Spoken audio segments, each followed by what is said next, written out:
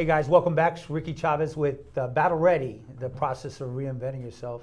You know, the last couple of shows we've been talking to various people, and we have one of our local guests that we've had on a couple times. His name is Spiegel from the YMCA. We've talked a lot of different things about where he came from, where he's at now, what he does, and we're going to talk a little bit more about some of the challenges he's had, you know, in his life as he, you know, continues to soar in the YMCA. Adam, welcome. Thank you, Ricky. You know, on one of your shows, you brought up, you know, mental health, some of the things you were going through, and some of the help you got in New York, you know, prior to making your transition down here. You know, her helping you out a lot in reconfirming what you wanted to do, where you wanted to go. And now that you're in Houston, you've been here 13 years, and you've progressed through different positions at the YMCA. And naturally, you know, you get to meet a lot of people and their different challenges in life. And with those challenges, you know, I'm sure sometimes it's hard for you to not internalize some of them, and with your past and things that they're going through. And so how do you handle that, Adam?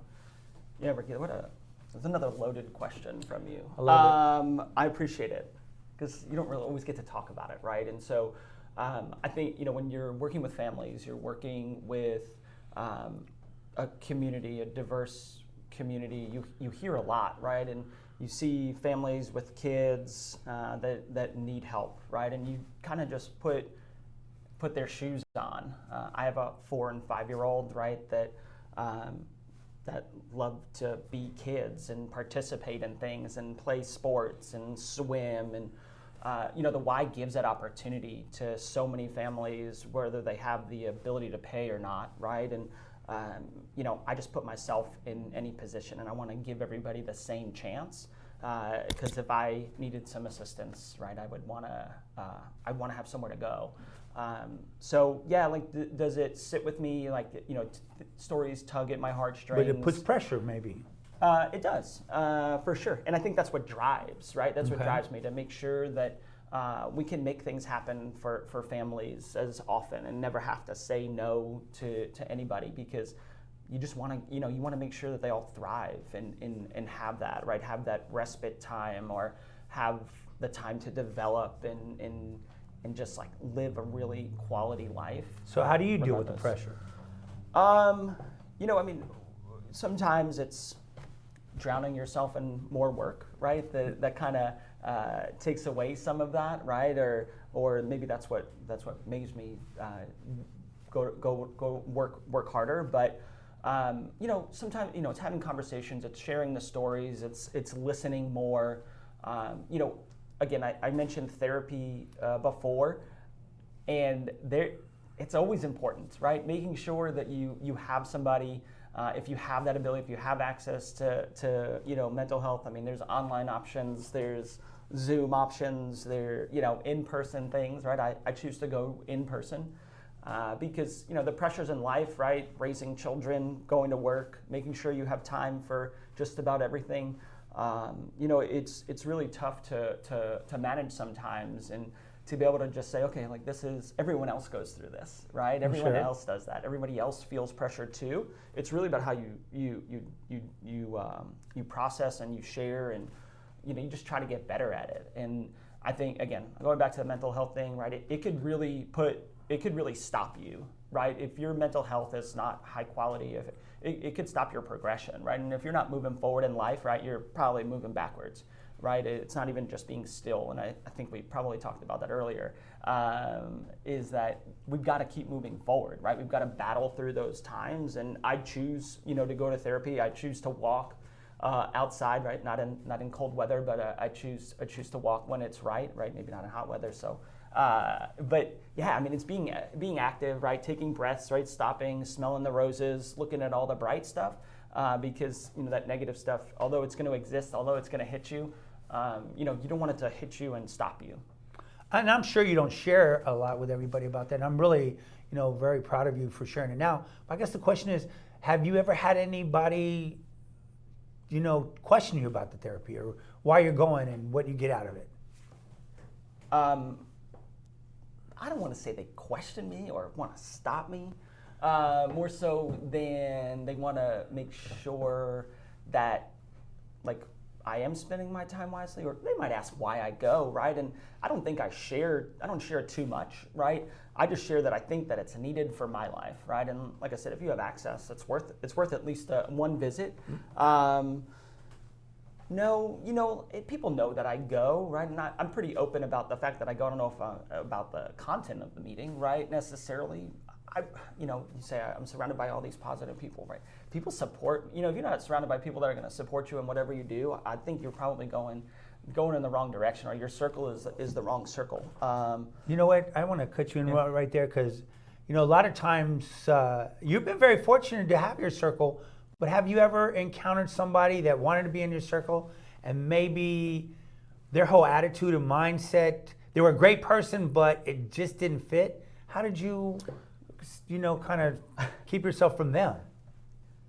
Yeah, I think it's, I don't want to say cutting off because it's probably a little rude, but yeah, I think it's just making it clear like where you're going and what your intentions are with your personal life, right? That kind of weed those folks out, right? If they want to join the circle, that's great, right? Because they're going to want to get better, right? But when you're clear and and they know what your goals are in life, I think they kind of either weave themselves in or weed themselves out.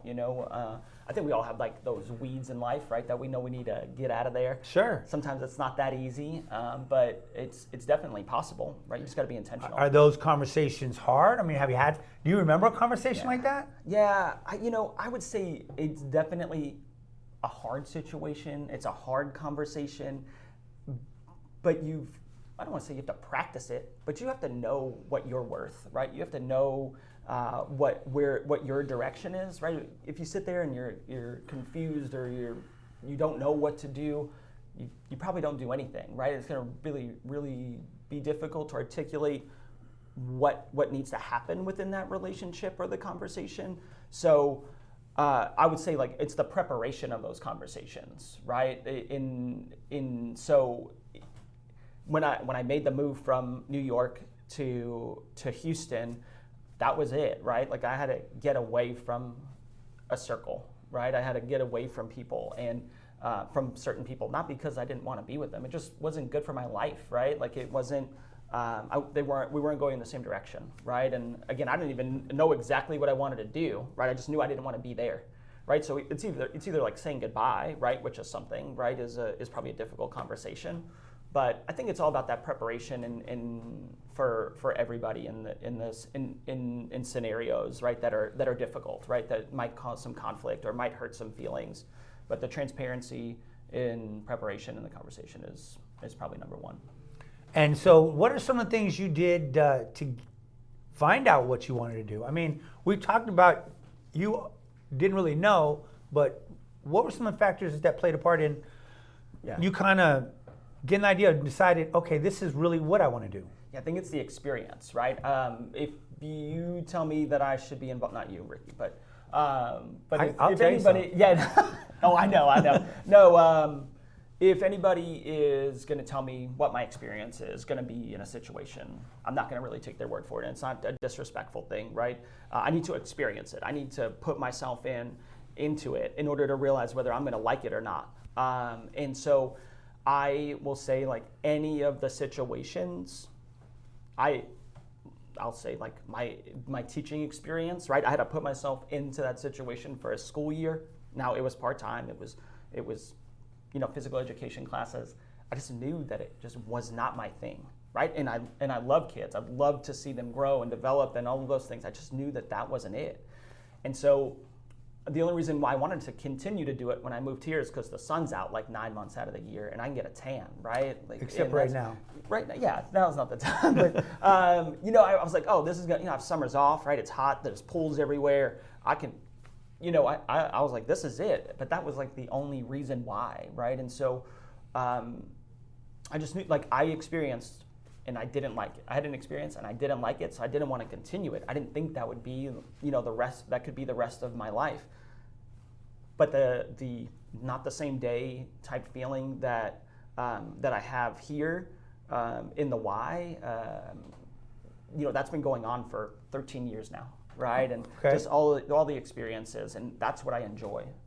Okay, and we talked about you being an executive of philanthropy. Yeah. Why don't you tell everybody, how they can maybe reach out to you and, maybe donate or get involved? Yeah, I mean, volunteerism is a great way, but donations could be made to support any of the Y programs at ymcahouston.org/give, or you can directly contact me at adam.spiegel@ymcahouston.org. So my first name dot my last name at ymcahouston.org. All right. So, Adam, it's always a pleasure talking with you. And, sometimes I can't get over just how positive you are, but to me, it's very appealing. I definitely can learn from you. And I know we've had a lot of conversations, outside of here, throughout the time we've known each other. And I just think YMCA is very fortunate to have you. I know we're getting ready to go into a break. If there's a book that you said that somebody would want to read, what is a book that you throw out there for them? Such a good question. What is that favorite one of yours, huh? Too bad. Sorry. A book that... Go, girl. Man, killing me on that one. You can't think of it right now? No. We'll come back to it. I know I Sorry. told you about The Go-Giver. It's a great Yeah. book for everybody to read. As I told you earlier, we thank you for being on the show, everybody. Thanks for joining us today. We're getting ready to go to a commercial. It's always a pleasure having you guys. Hope we'll see you next time over here on The Battle Ready.